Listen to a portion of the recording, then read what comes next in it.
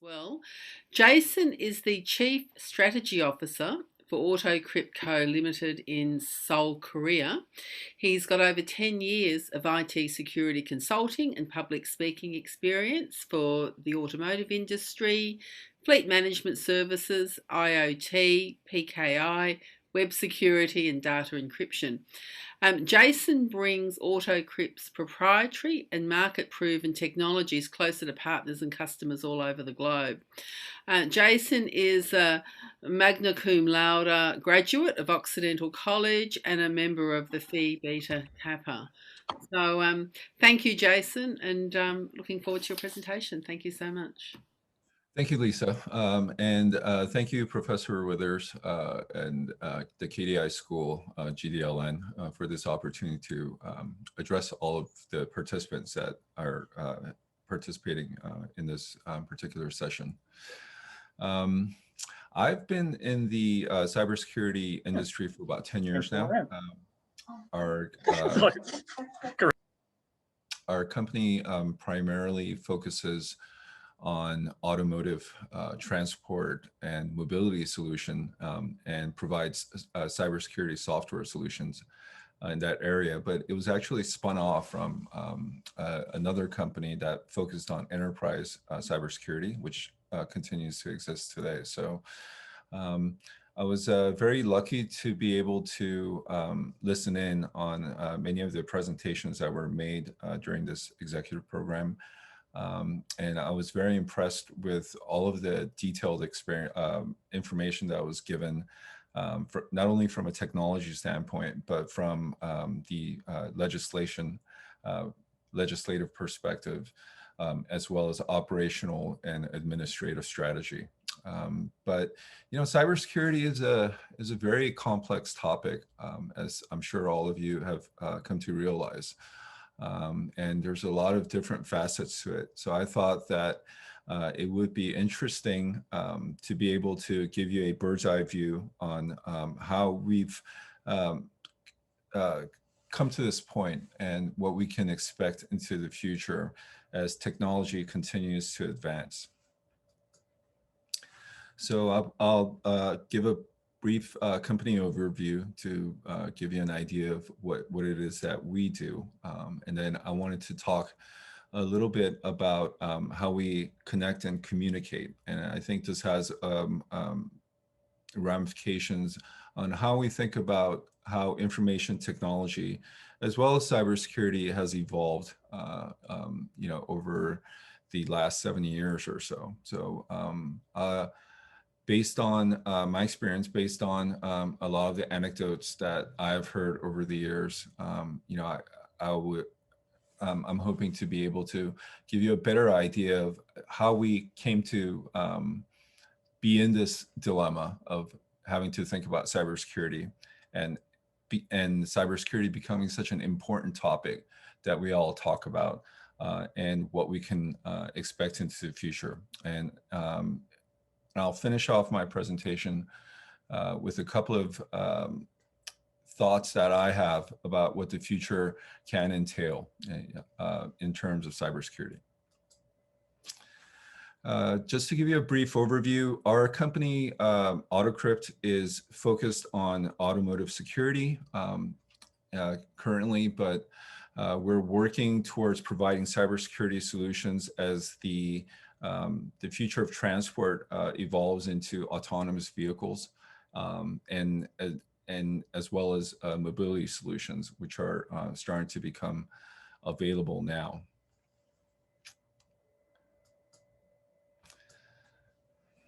So when how we connect and communicate. So there was, in the 1990s, there was an anthropologist named Robin Dunbar, who proposed that for the human brain, the cognitive limitation for us to be able to keep in touch with a group is about 150 people.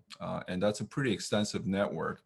And this is very generally speaking, of course, but for almost everybody, there's two sorts of networks. And there's the family, friends, and close colleagues, which is kind of the close network. The great thing about these sorts of people in our lives is that we have an extended history with them. We're familiar with them. And we can therefore trust the communications that are being sent back and forth. But obviously there's going to be some sort of a limitation as to how many people you can be close to, thereby going back to Dunbar's number of 150. On the other hand, we have the extended network, which is strangers. There's no history, there's no familiarity, there's limited trust because we don't know who they are. But on the other hand, on a positive note, there's unlimited size of this network and opportunities that come up. And looking at the stranger network, the extended network, it's really a great way, and the internet was a way that this phenomenon was able to enter all of our lives. It's possible to find people who can benefit from your products and services, including those that you may have never imagined. And this is the benefit of having this extensive network of people that you don't necessarily know. And for businesses, this could mean increased monetization. This means convenience of rolling out the products and services that you offer, and the convenience of sending out important messages and updates. And on the other hand, it's also very convenient for the customers and patrons that are out there that may want what you have to offer, whether you're a private business or a public agency that's offering different programs. Of course, the dangers of an extended network is that those people with bad intentions can hide among those who are harmless, who really want to use their services. And opening up the network to this extent can certainly benefit, attract those people that mean to cause you harm and not necessarily just take advantage of the convenience that's provided by this platform. And as a lot of our experience tells us, a few bad apples can cause severe damage and ruin it for everyone else. So these individuals with bad intentions could cause severe damage to the entire network, which is a lot of what internet attacks entail. So based on those kinds of simple principles, I wanted to just use that as a background to go over how information technology and cybersecurity has evolved. And the mainframe era, this starts in the 1950s or 60s, the start of giant computer mainframes to commercial available personal computers. I got my first PC in the 1980s.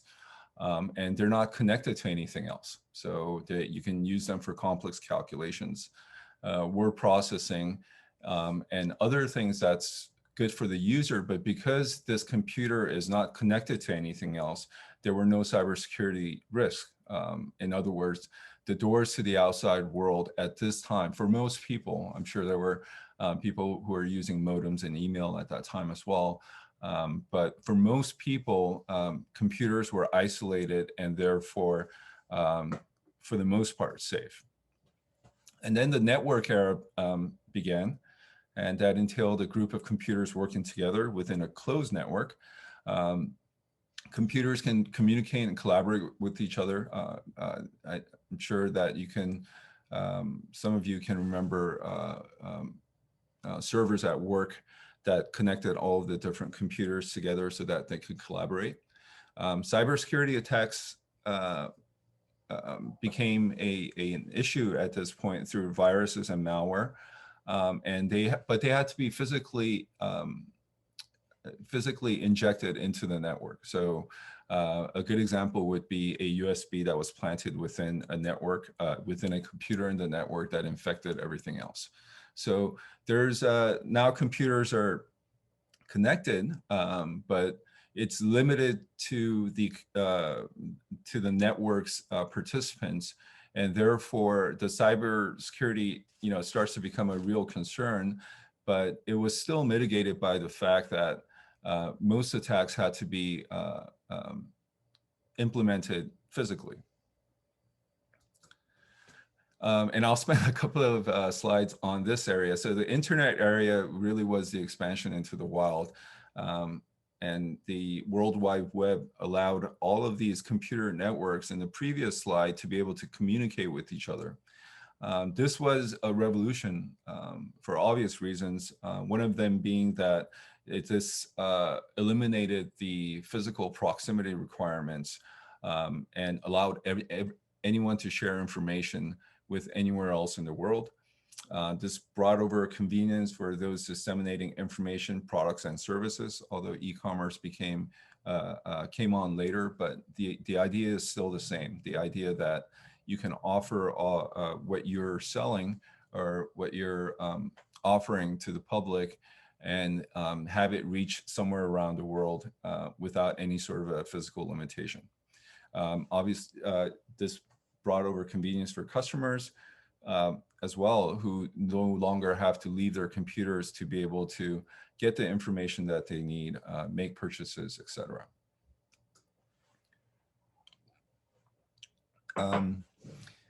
And I want to talk about this, that the conundrum of the internet for me, as I've come to understand it, is that if you leave the servers wide open, it brings in new opportunities and relationships with people that you may not even have imagined that you can have relationships with, but it always attracts bad actors. And I wanted to use the metaphor of a house with a wide open door as kind of the server, the web server in the internet era. If you leave the open window or the open door to the outside world, that means you have to either filter and really kind of understand who's trying to get in, and to be able to distinguish between those who are coming in with no harmful intentions from those who do have harmful intentions. So either you can check the people who are coming at the door, trying to get into your network through the World Wide Web, or you have to clean up the mess that they make once they get inside your network through the server. So from what I experienced, and when I joined a company called Penta Security, which AUTOCRYPT is spun off from, most organizations back then thought that that because they thought that they had good cybersecurity practices, they could just leave the door to the internet wide open and clean everything up. And almost all organizations that we spoke to at that time thought that there was nothing harmful coming in.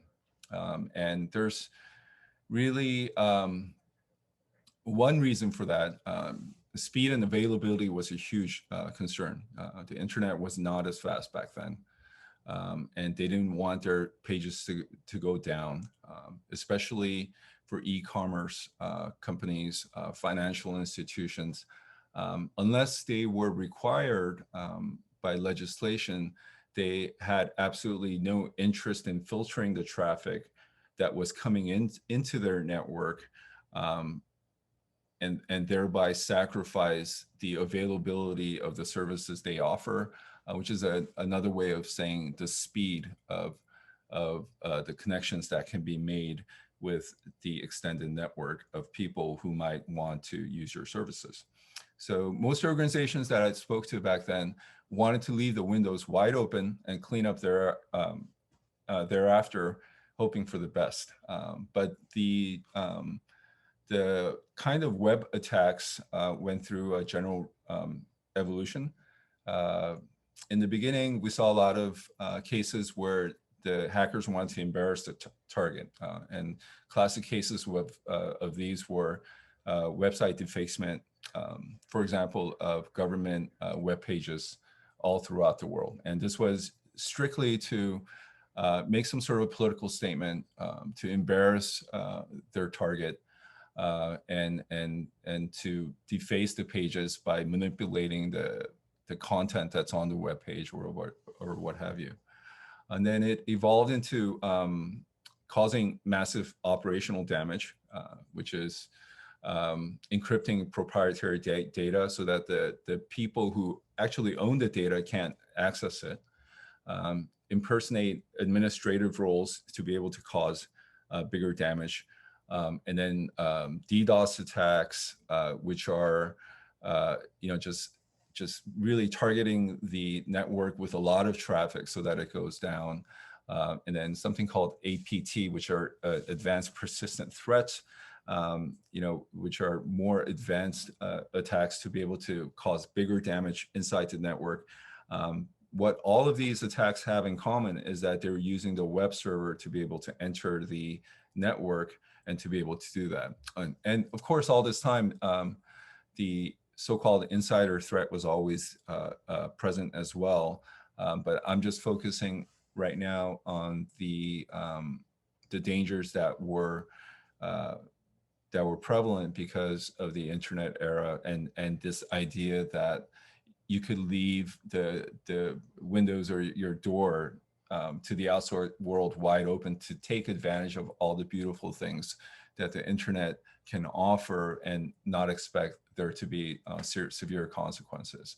And I think looking back now, all those years, I think most of us were quite naive to think that bad actors would not enter your network, because what we've seen by monitoring the traffic data, there's always going to be bad traffic coming into your network through the web server if you decide to leave it open.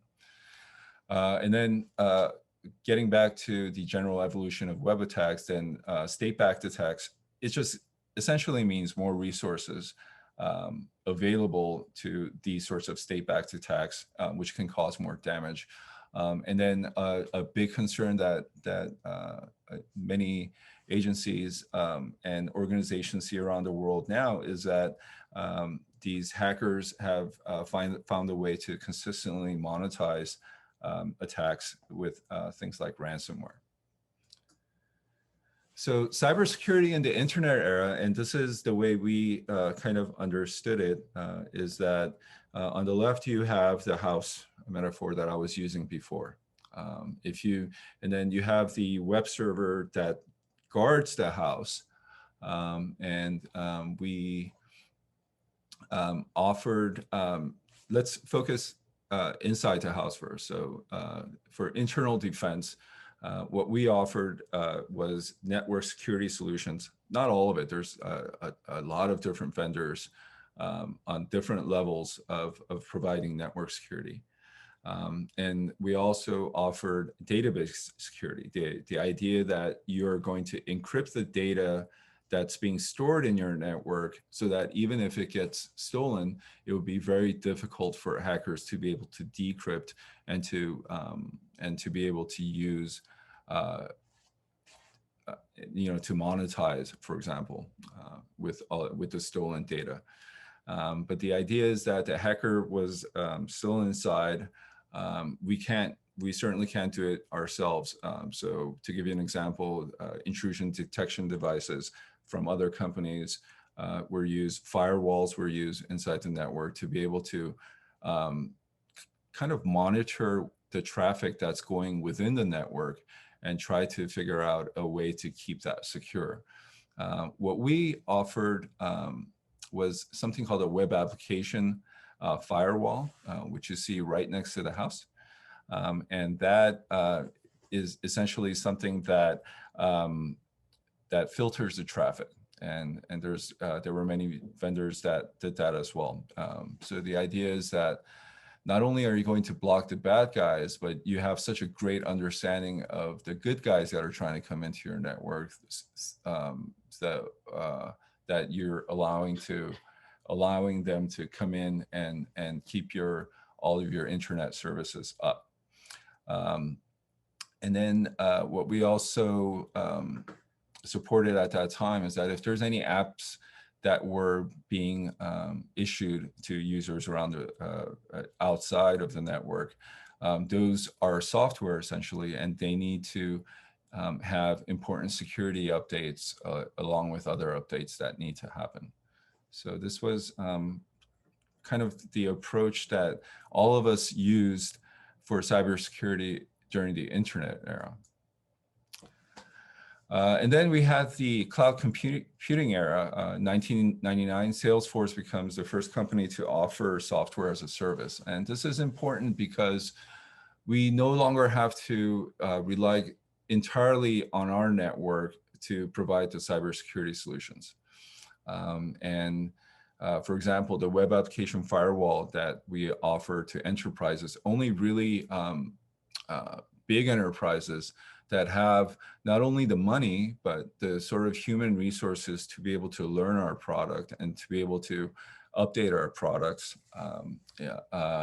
were able to use our solution. So the cloud was really essential in that it allows organizations to use another infrastructure as a proxy to be able to run cybersecurity solutions that they could never afford in the first place, and certainly didn't have the people to be able to manage by using infrastructure as a service.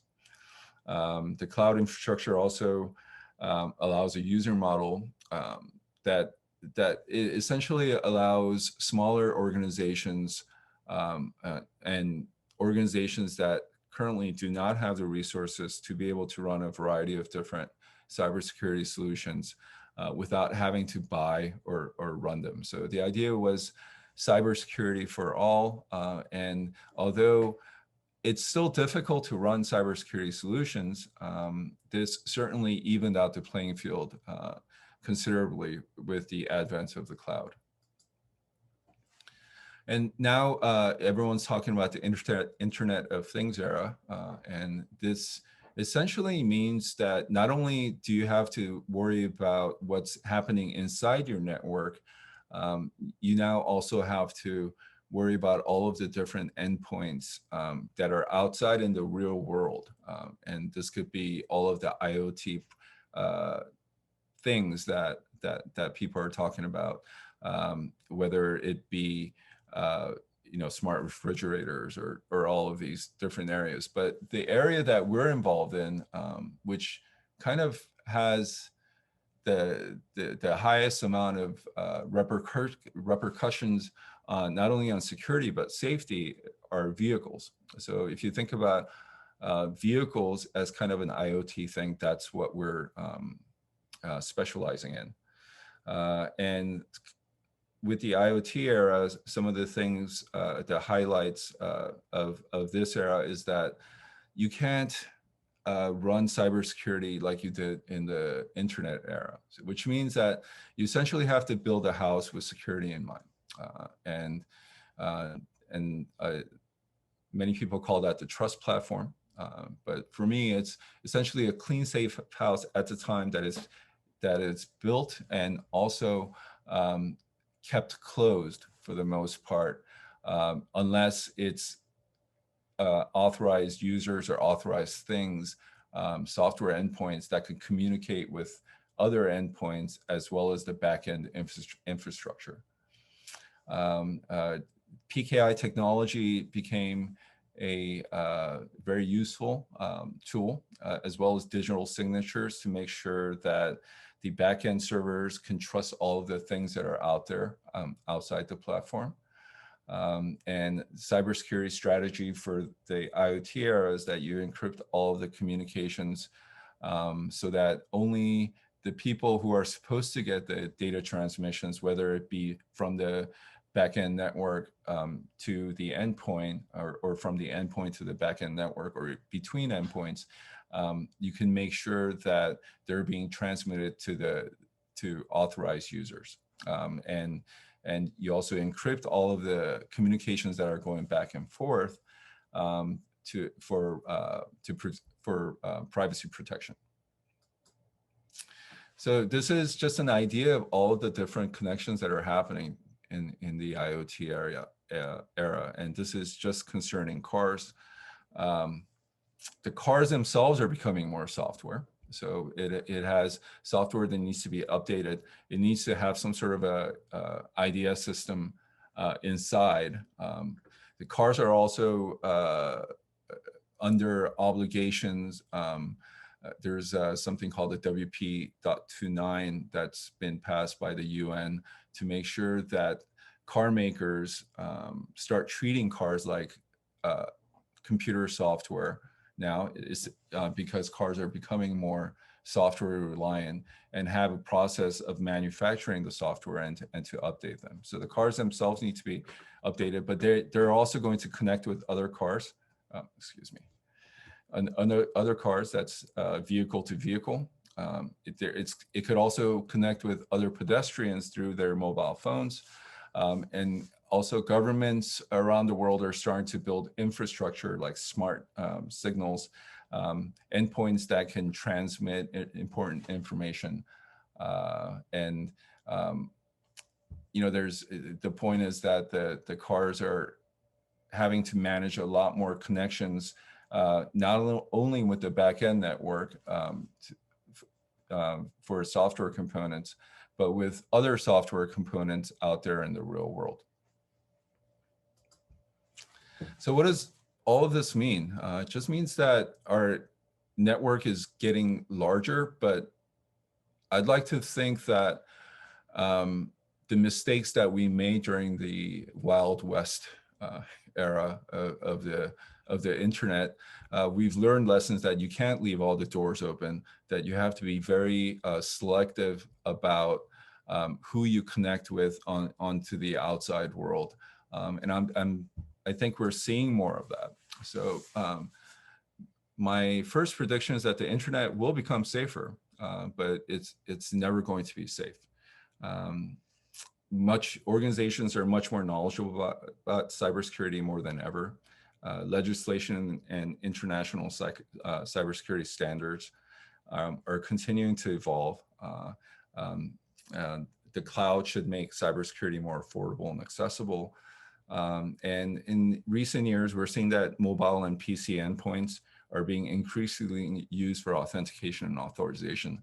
Whenever we do anything with Gmail, for example, and you log into a new device, you have to authenticate that device so that Gmail can trust that you're the authorized user using this particular device. So,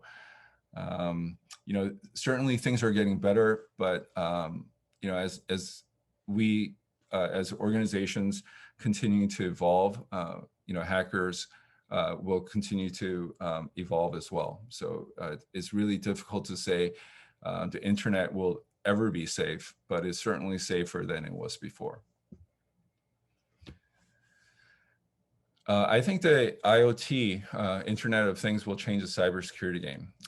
And this is a new way of getting a trusted platform before you make any connection. So thinking about security in the beginning, during operation, and into the future. So IoT really allows organizations to allow access only to authorized users. And the users use their endpoints to be able to authenticate not only themselves, but the devices that are using. And the idea that we can create a safer cybersecurity environment by building a lot of walls, I think is erroneous, because we need to be able to trust each other. And the whole idea is to be able to exchange data with trust. And we think that IoT allows trust to be established for open communications between everyone. And endpoints like cars, like we work with, present severe safety issues. As such, safety from architecture design to regular monitoring, timely updates, all of the things that we wanted during the internet era are now requirements. So the idea is that the more connections that are made and the more we have to lose by providing an unsafe environment, we think that idea is that the standards for cybersecurity, the requirements for cybersecurity become that much higher, and become embedded into our daily activities. And lastly, I mentioned that all communications should be encrypted in the IoT era. And that's not only for security, but for privacy, as all of these endpoints, endpoints that you see on the right are going to produce user data that's going to be very unique to the person that's using them. So we feel that it's imperative to also provide some sort of a privacy protection for all of the data that's being used, as well for the user and the device that the user is using. And we're starting to see this really with the transport sector already. The things in IoT will become smarter. And through things like AI, we really think that it's only inevitable that all of these endpoints will become smarter and to be able to make more decisions for themselves. I wanted to provide one example. For smart highways, the government here in Korea, we worked with them to provide the PKI backend and services for all of the roadside infrastructure. Roadside infrastructure right now are essentially things that are placed on the road to transmit traffic data, safety data, and things like that. But we think that it's inevitable that these things will start making decisions for themselves for traffic optimization, for highway traffic safety, things like that. So right now, they're just being really used as broadcast endpoints, but we think that these things will become smarter, which makes cybersecurity an even more important component of being able to roll out all of these services safely. And as endpoints make increasingly important decisions, the technology needs to continue to evolve, and all of us have to embrace certain cybersecurity standards and requirements to be able to provide not only security, but the safety of our future society. Thank you very much. I hope I have some questions. Thanks, Jaeson, so much for a very thoughtful and interesting guide to our past, present, and future. And there's one question from Anjana Dodamagoda, which I'd like to generalize from, which is, Anjana's asked, will you provide a brief idea to how to evaluate potential risks to cybersecurity? Let me generalize that by saying, in a way, you've given us a picture of the end of history. That is, we evolve through this modern technology and we emerge, it seems, on the cloud with some encryption and some smarter artificial intelligence. And that sounds like a wonderful world. The risk question is therefore the important one. And to an economist, one of the big risks is we're putting all our eggs in a few baskets. That is, the cloud is dominated by a few large corporations. And so if something goes wrong, it's going to go wrong on a huge scale for a lot of us. How do you see that risk side, as Anjana has asked? Well, when we use the cloud, so we use the cloud to be able to, the web application firewall that I mentioned, we turn that into a services platform, and it's housed in one of those big giant warehouses now. They're not all put into one X, so they're stored in different locations, because for us, we want to be able to offer the web security services not only in this Asia, APAC region, but also in North America and Europe. So they're in different areas. So it's kind of like distributed risk. I suppose that's the best way to say it. We're not putting all of our eggs into one basket with the cloud. They have high availability options that should be available, and they should have, I I guess the idea is that we would expect someone like AWS and we presume and they're required to provide this sort of network security to protect their infrastructure from damage, but there's also alternatives to keep that services up by either redirecting it to a different data center or having some sort of a high availability option. High availability option is basically having you have two devices in that infrastructure that in case one goes down, the other one turns on. And so there are, solutions against those sorts of consequences. So I would say it's a controlled risk, although, there's nothing guaranteed. Well, Davis Wenry wants to pick you up on that, which is he agrees the future may be bright, but the road there is painstaking, long and winding. Is it not being over-optimistic to paint such a picture? That is, are you a glass half full sort of person or a glass half empty sort of person? That's a really good question. I was recently on a podcast, and it was for autonomous driving. So this was a podcast for people who are really passionate about autonomous driving. And one of the questions that the host asked me was, how can you seem very confident about cybersecurity, in the future for smart cars. Yet we're hearing about all of these corporate giants that are being attacked and being held at ransom, and we're hearing about it all in the press. So how can you be so confident that cybersecurity will do a better job in the future? And this goes back to the difference in design from the internet to the IoT era. In the ransomware, a lot of the internet attacks that you hear about now, that's kind of a consequence of the previous era where we left all of the networks windows open. And the reason I can be a lot more confident about the future is that because for us anyways, we work in cars, smart boats, smart planes, and the cybersecurity requirements for those things. If something goes wrong, it's not just public embarrassment anymore. It's not just having to pay money. These can actually take lives. So, these networks are built from scratch with security in mind. And it's not something that can be ignored anymore. But with the cybersecurity solutions that are available through things like PKI authentication, authorization, private keys, digital signatures, I think we can expect as the consequences of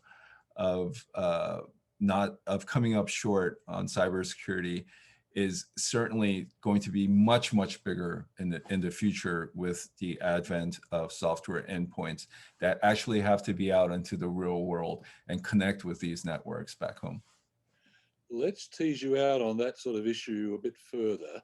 Richmond Cleavitt wants to suggest to you that now that IoT is integrated in almost every aspect of our daily lives, we'll come to an alternative view of that in a moment from Abhish Restha, but go with Richmond for the moment.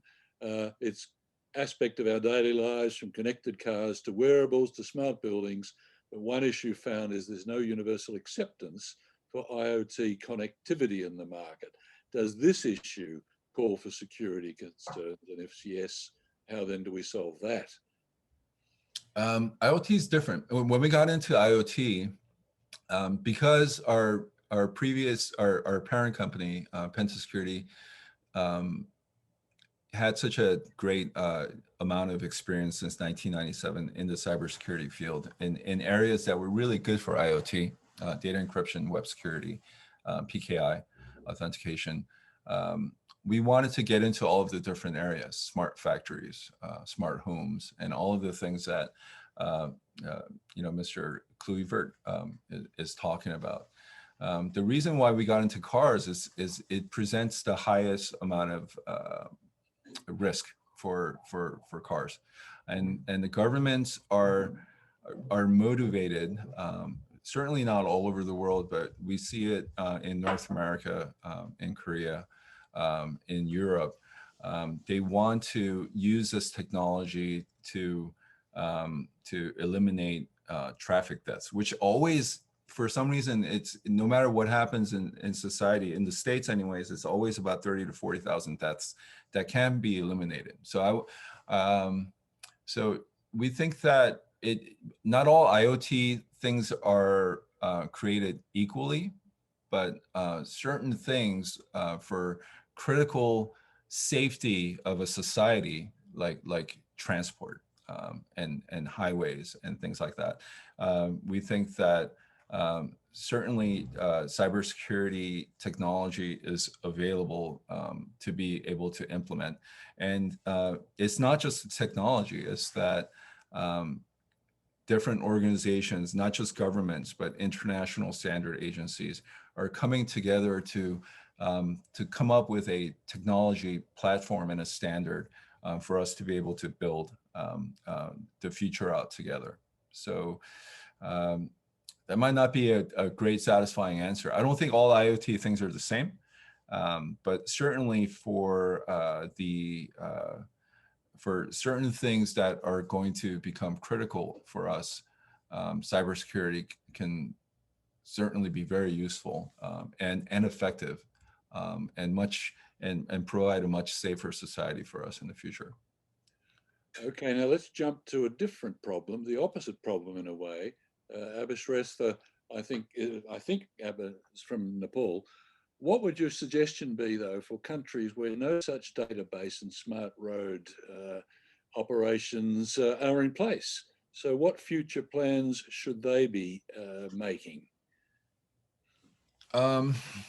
We think that certainly connected cars can benefit any region around the world, but we think that just taking cars as an example, they are becoming more software centric. If you look at electric cars, they're essentially software on wheels now. And we're kind of, I don't want to, going back on what Adam was saying, we're moving from the mechanical to the information age for these endpoints as well.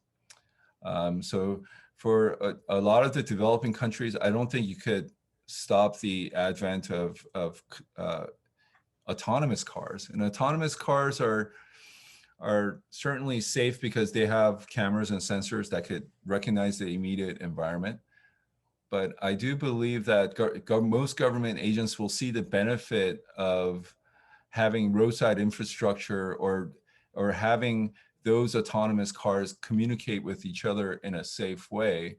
And this is not necessarily, sort of the massive investments that I think most people think of. But we think that in the developing world, some connections in IoT things will become prevalent as well. Okay, and there is some interpretation, and from my experience in Bhutan, you can indeed use your position of being behind the others to then shoot ahead and be at the front. They did that, for instance, with difficulties of connection for early computing and telephony by moving to the satellite, such that they are actually connected brilliantly compared to the physical broadband sort of stuff that was going on in many other countries. So if you plan ahead really well, you may well be able to actually use the latest technology rather than an incremental built system that's continually patching and moving forward incrementally only. So hopefully that's what could happen in Nepal as well. Now we're running out of time, but a couple more. Can you, from Dante Quadrado, can the information given by many internet users in the different online platform be accessed by hackers? Can this be a threat to cybersecurity of one's account? If this can be, can you please advise us what to do? I'm sorry, to kind of clarify on the question, we're talking about internet platforms for... The information given by many internet users in the different online platforms, can then Oh, be right. accessed by hackers?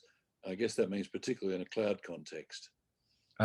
Well, things on the internet, I think that all of the misinformation that's out there kind of suggests that we have to take a lot of that with a grain of salt. A lot of the information that's provided on the internet is provided anonymously. So, when the internet first came aboard, I thought it was great because, I love going to libraries, but I never had to go to another library. And it's been almost decades since I've been to one. But I think that the drawback to that is that I would have never imagined that the convenience of having all of this information at the tip of my fingers would be tempered by the idea that I can't trust all of the information at the tip of my fingers. So I don't think for internet platforms, you always have to take that with a grain of salt. The things that I'm talking about with the IoT transmission is the communications between software endpoints, that has to be absolutely be trusted. So you have to know who you're talking to and if that person is authorized and if you could trust that information. If not, then you just eliminate it entirely. I think that's a big difference with the IoT era. If it's not coming from the person that you're supposed to get it from, or if there's anything funny about it, you just eliminate it and not consider it at all. And I think that's a big difference from the internet to the IoT era. Okay, now jumping forward to the AI era, Luis Cervantes wants you to comment on the potential risk that AI can be used in a malicious way, similar to how malware is designed for a malicious purpose by its creator. So what is cybersecurity in the era of AI? So cybersecurity for AI itself. Oh, absolutely. AI is something to be quite frightened of right now. To give you an example that I used earlier, is a roadside infrastructure right now is essentially being used as a broadcast station by humans in the back end, sending out the information. So it's just being used for broadcast. But if that same roadside infrastructure in the future can make decisions on when something elementary, like when the light turns from red to green, and to be able to manipulate that, obviously presents a huge danger for society in general. So cybersecurity will need to be able to keep up with those kinds of areas, to be able to model these kinds of possibilities for use case scenarios in the future, and study it with the public and private sector, as well as academics, to be able to provide a sensible solution to make sure that you can trust all of the data that's coming out, and also trust that nothing's interfering with that AI's deductive process, I guess. Yeah. Okay, a very last question from Richmond Clevert again. Is there a possible way for IoT devices to be digitally examined in terms of digital forensics, since its storage is somehow small? Now, that sounds a technical one for you, not for me.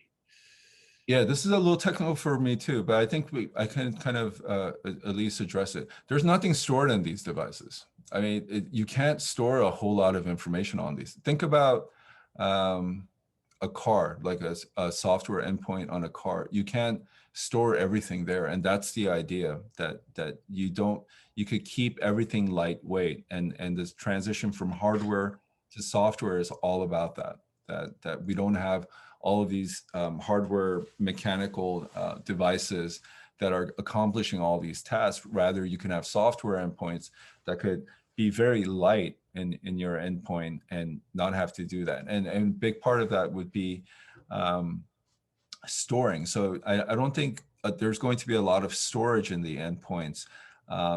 But as I said before, the